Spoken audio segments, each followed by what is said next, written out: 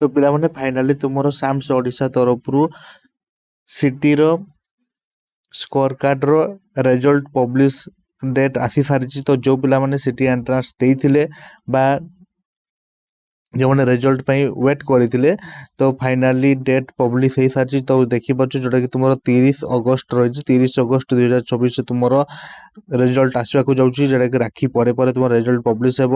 तो नॉर्मलाइजेशन है तुम माइनस मार्किंग है तुम फाइनाल मार्क आसब। ठीक अच्छे देन तुम ये भावुव जो तुम सिलेक्शन डेट आसो सिलेक्शन डेट तुम डेट आसी ना तुम फास्ट सिलेक्शन डेट तुम नोटिफिकेशन तुम जान जोटा कि तुम जोटा कि तुम 5 सेप्टेम्बर। ठीक अच्छे पे 5 सेप्टेम्बर तुम आसब।